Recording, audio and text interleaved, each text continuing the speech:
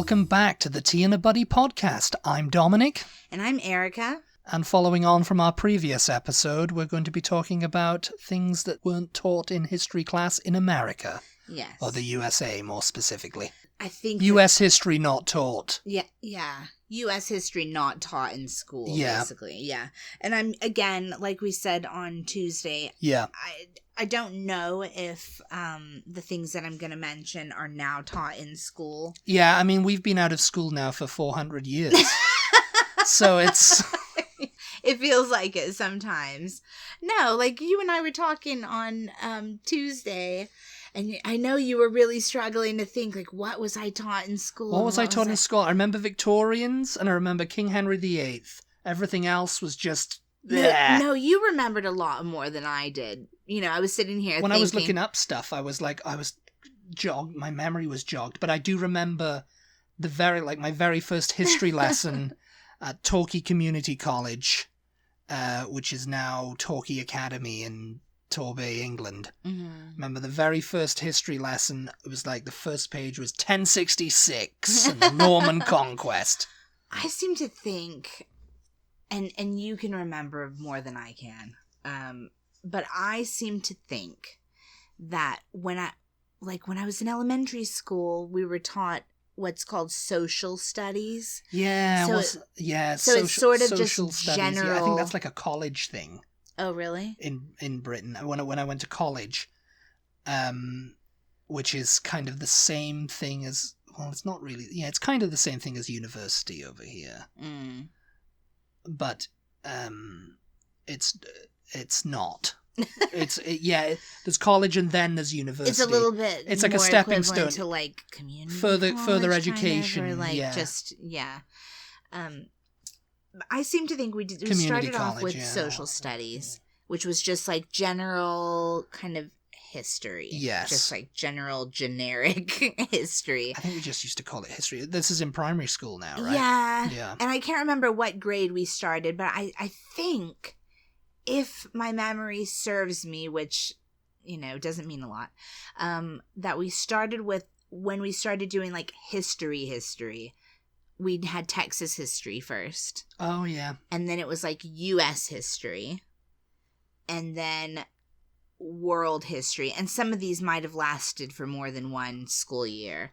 World history. And then I remember taking in high school... And was world history... Was it just considered of, it's a small world after all? It's a small world after all. It was basically, we had world history, and then we had this class called humanities in high school. Humanities is what that's the history and geography department. And it was similar to, geography. I seem to think we took geography instead of history one year. Like that was in place of history classes, geography.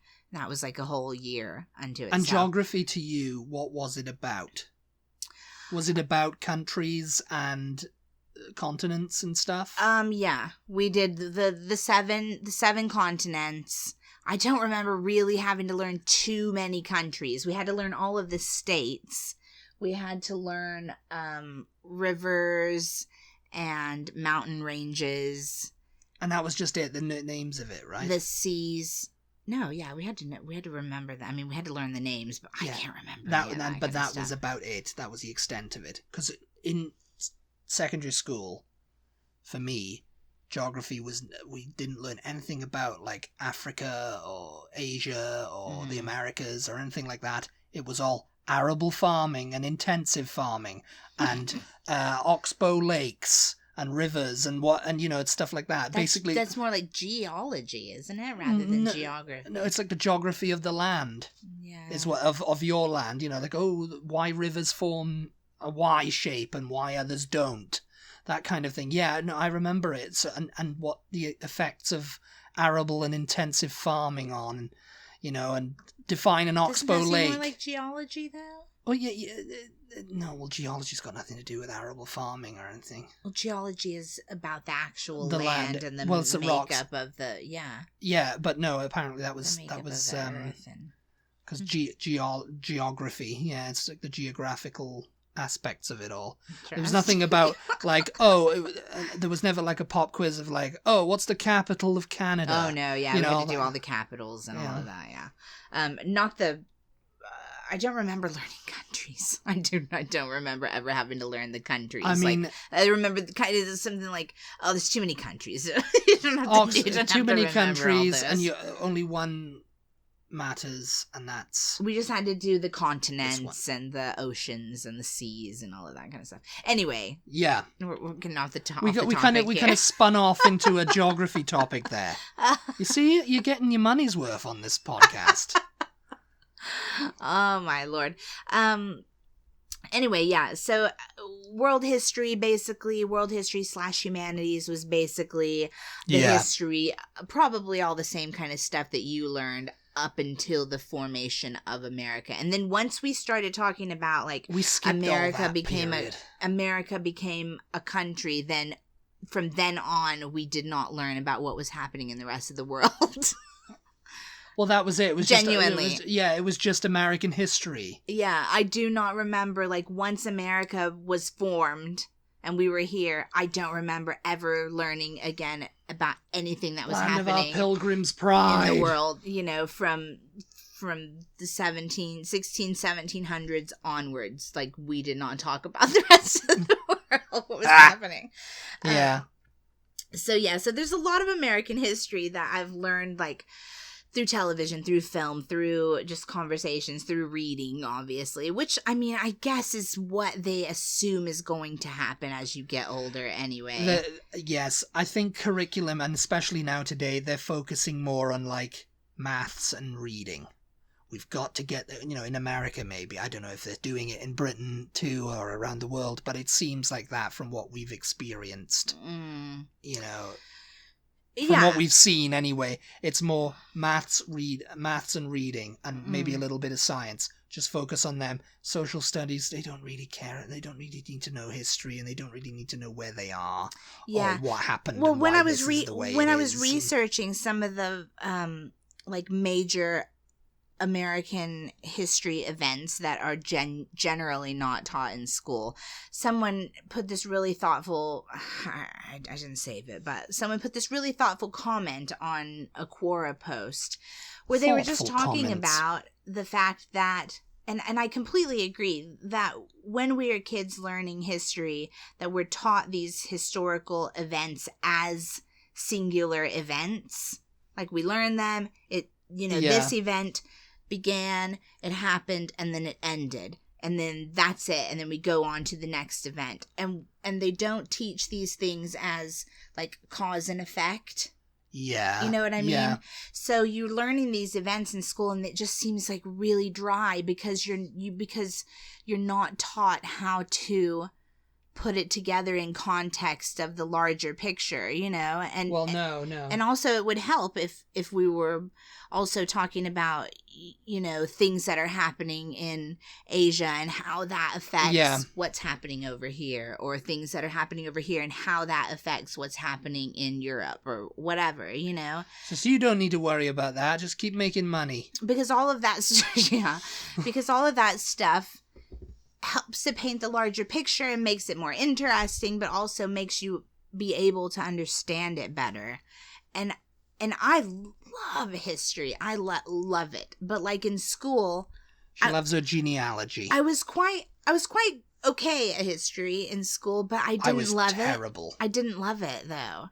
And like, I can't imagine now being the me, that the version of myself that I am now. I can't imagine how I didn't like it in school. Like, I feel really sad that I didn't enjoy it more and get more out of it in school, because it was probably because of the way it was taught. Because of the way stuffy. it was stuffy. It's like I had an English teacher, right, and I didn't really care for English all that much. English literature, language, or anything like that.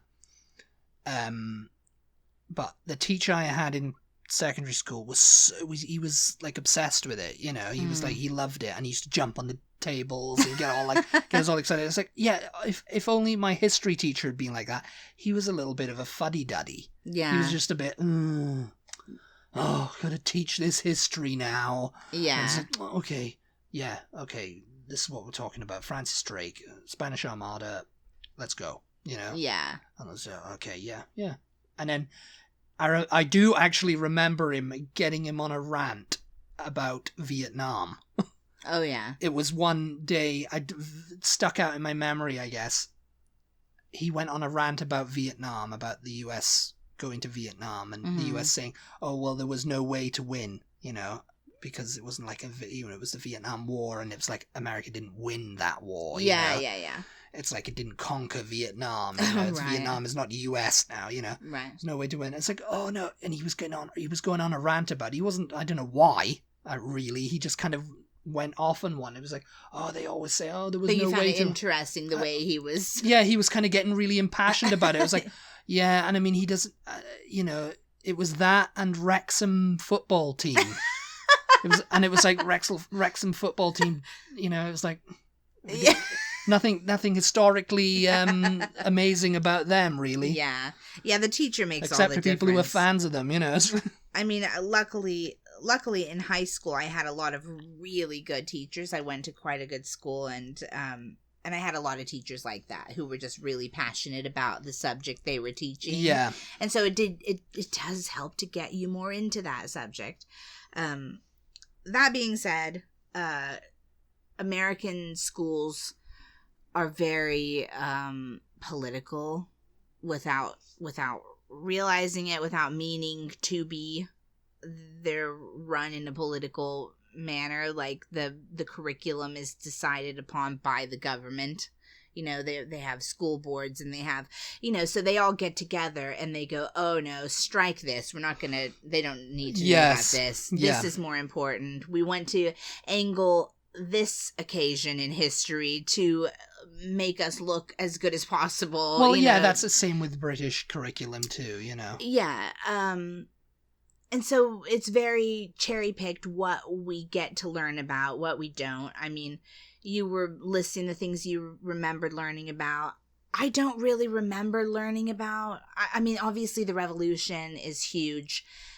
Slavery is a huge chunk of what you learn about. And then it seems like we went from there to the Civil War. Well, it's like that with Elizabeth the First. Mm.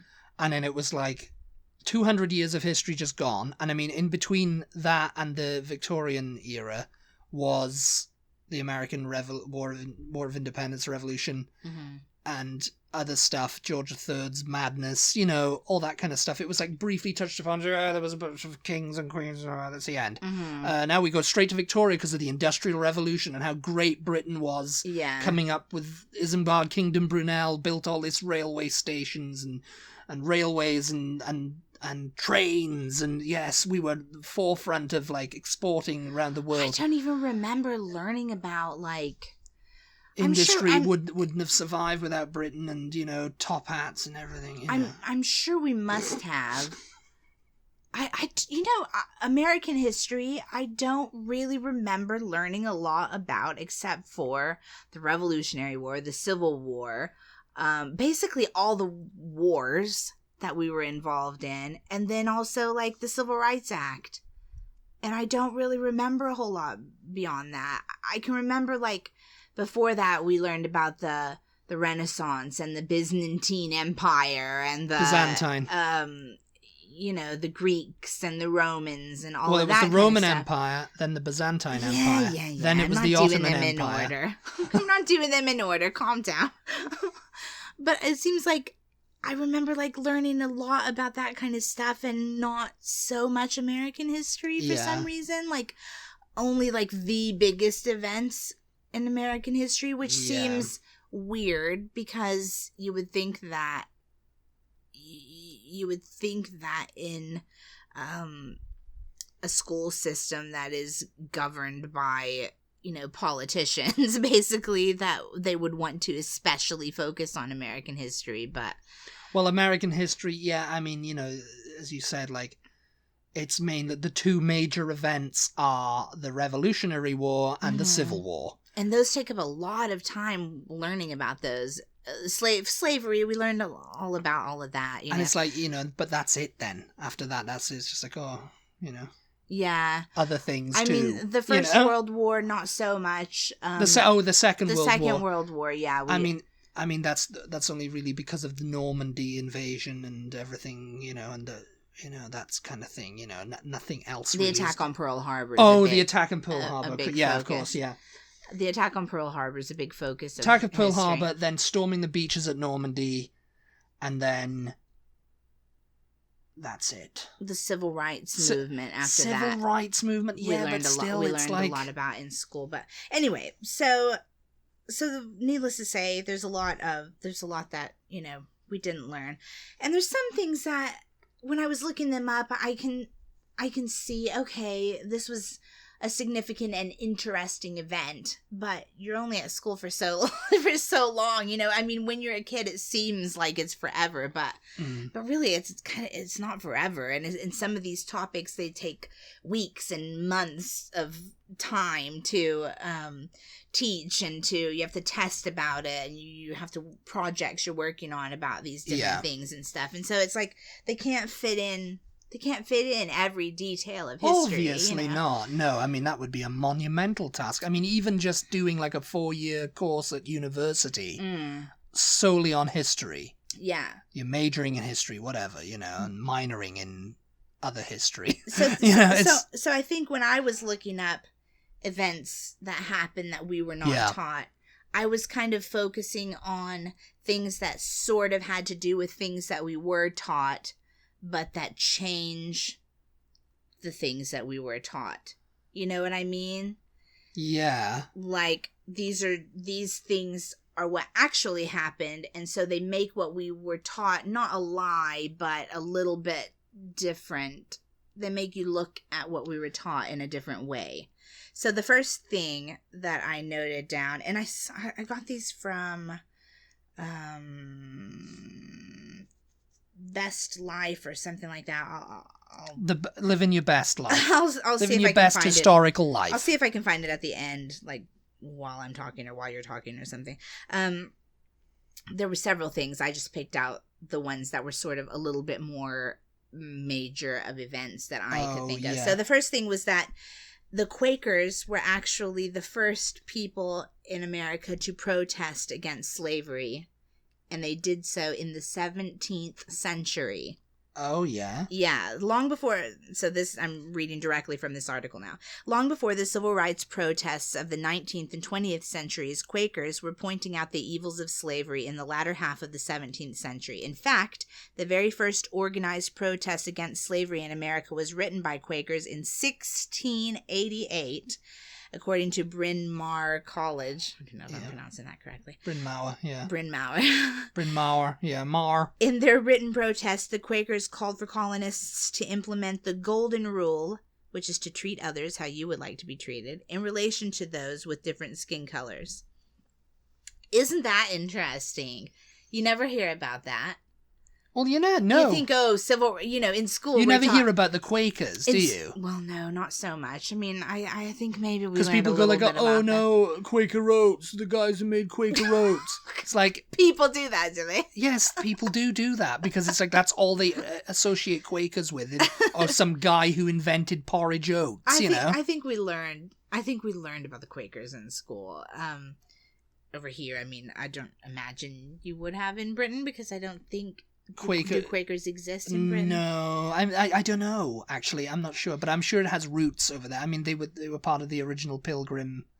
I mean, that's probably why they left England, because it was like persecutions galore. Yeah. But I just thought that was so interesting. That sort of just changes things slightly, and. You think, oh, well, nobody started speaking up for the rights of black people in this country until the 1950s. You know what I mean? And it's just like, it's not true. There were always people 1950s, they decided they'd had enough, and it was like, no, it was really not. Yeah. It's been ever since. Yeah.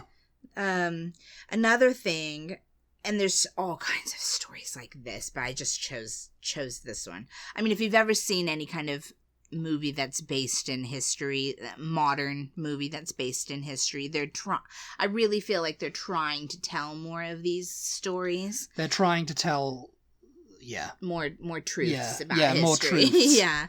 And not like Mel Gibson and Braveheart and all that kind of stuff, you know. Not whitewashing history quite as much, you know. Yeah. Because... Or The Patriot. There were black soldiers in the American Revolution. Lo and behold. Lo and behold, of course there were. I mean, of course there were. Yeah. But they don't ever make that known when you're in school. It's all white people who are white heroes. I'm going to say that they didn't when I was in school in a small town in the Texas Panhandle. Maybe they did in other people's schools. And maybe they do more recently now. I mean, I went to kind of a provincial school in Devon, so yeah, it was all very provincial. And again, I'll quote from the article. There are plenty of stories in history books detailing the efforts of white soldiers during the American Revolution, but are you familiar with the roles of black soldiers? According to Edwin Ayers, a historian at the American Revolution Museum at Yorktown, by the end of the Revolutionary War, between 5,000 and 8,000 free and enslaved black men had served in some capacity. Unfortunately, some of their efforts were done under the expectation that a democratic revolution might offer them freedom. At one point, every state above the Potomac River recruited slaves for military service, typically in exchange for their freedoms. Rhode Island's Black Battalion, established when the state couldn't meet its quota for the Continental Army in 1778,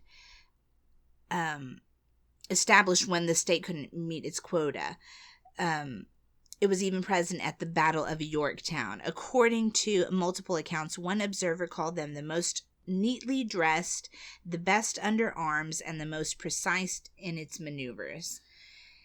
And it's just like, yeah.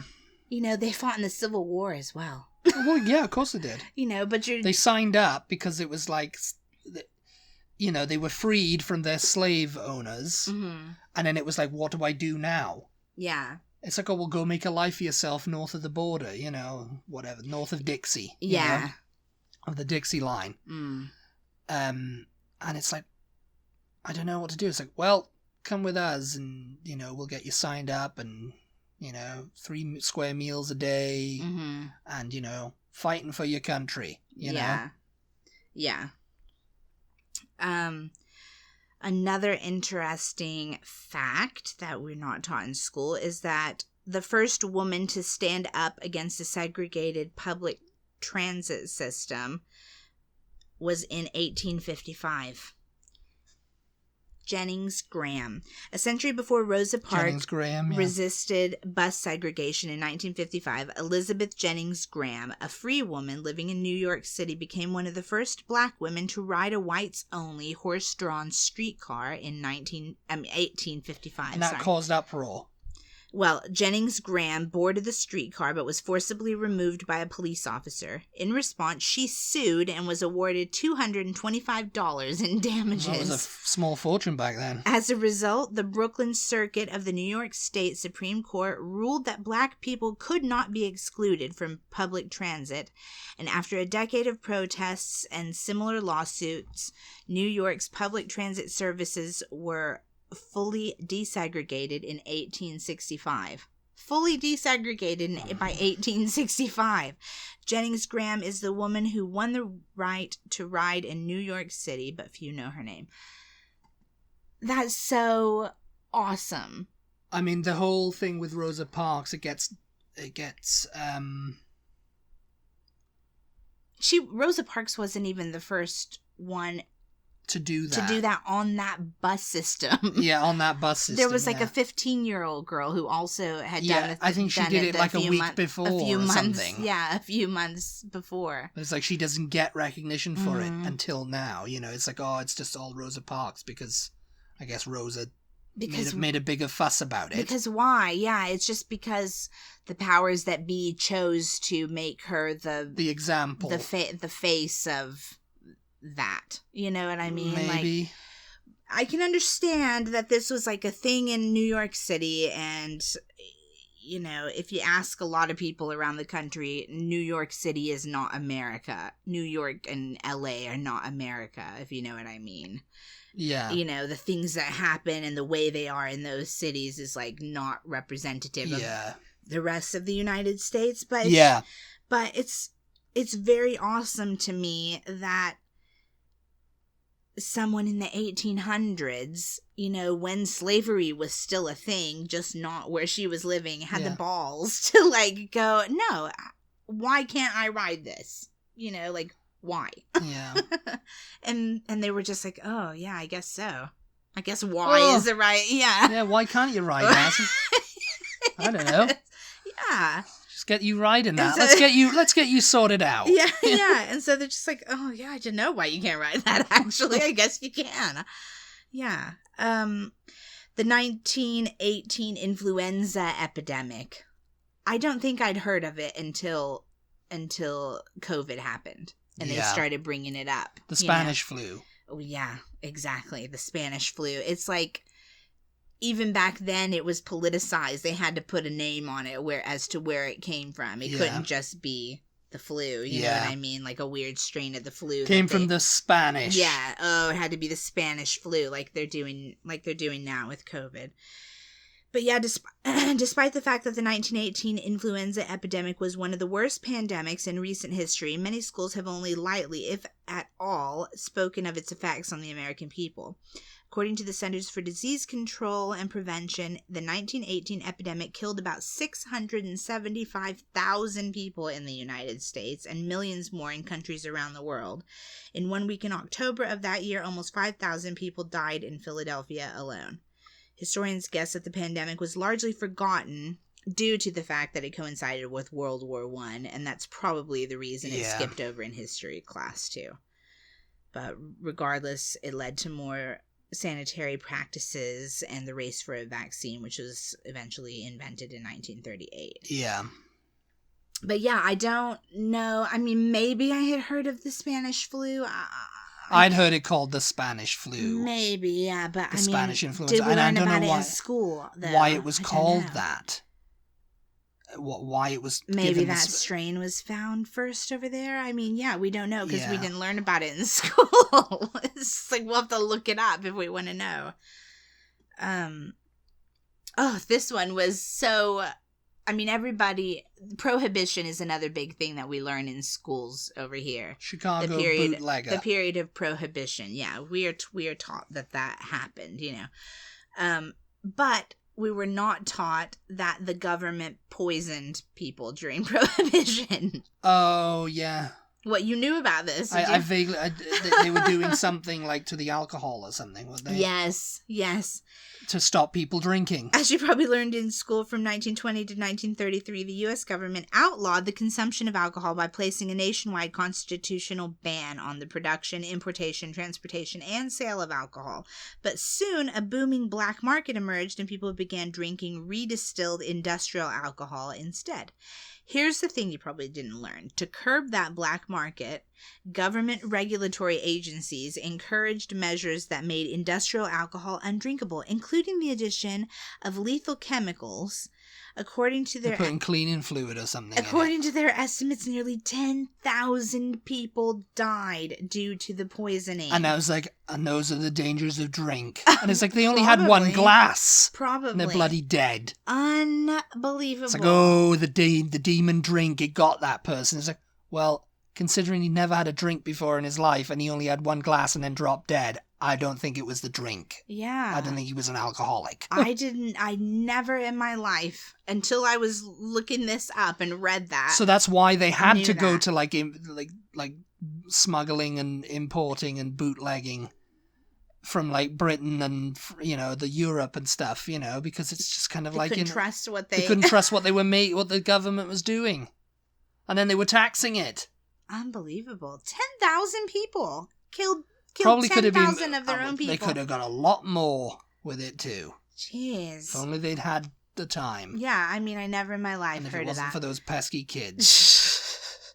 There was also things like, and again, these are all things that, in my opinion, are our own horrible histories, you know. Horrible histories, like the internment of Asian Americans during the World War II. Yeah. I don't think I learned that in school. I don't remember learning it in school. I think I learned it when we were talking about it in school. I think I learned about it outside of school. Yeah. And we asked the teacher then in class, you know, because it's just like, And they're like, oh, yeah, that happened. Oh, yeah, that happened. And you're just kind of like, what? Why are you not telling me that? Oh, like, well, we're talking about the not war talking right about now. it right now. Unbelievable. Yeah.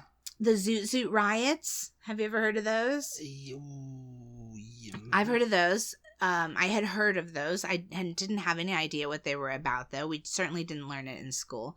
So Zoot Suits were what the kids wore in the 1940s, early 1940s. You know, they were the big, baggy, wide jackets, wide pants, and everything. And I say kids, I mean like and the kids were stick thin. Late teens, it's like early they wouldn't be 20s. so wide and baggy now. Late teens, early 20s. So what happened apparently is soldiers started beating these young kids up. I'll quit calling them kids. These young adults. They started beating them up, just beating them to bloody pulps in the street, like ripping their clothes off of them, leaving them naked on the sidewalk and stuff. The police were not involved in that way. But they would stand and watch it happen and then arrest the ones who had been beaten up and stripped of their clothes. Yeah. The soldiers' reason at the time was because there was a war on and they were using too much fabric in those suits. As if they had made those suits themselves, you know. I mean, what? Yeah. But it just so happened that they were all black and brown people. Yeah. Who the fashion trend was popular with. It was any excuse. Yeah. So it was really a race thing. They were using the war. Bloody excuse. They were using the war as an excuse, though. But there was no excuse. And another, just absolutely to end on probably one of the most horrific things that I just learned about very recently and found completely weird because I grew up in the Texas Panhandle and Tulsa, Oklahoma is very close by, was the what is known as, oh my gosh, the Tulsa Massacre. So apparently there was I guess it was in Tulsa. Yeah. A town in the early 1900s or a district of the town that became very popular amongst black people. Black people were moving there. They were owning businesses, operating businesses. They were gaining a lot of wealth. They were wearing very fashionable clothes. Like they had nice houses and everything. Like they were living the life that black people elsewhere in the country could not do at that time in history. And the KKK caught wind of it. It only lasted for a couple decades. KKK caught wind of it.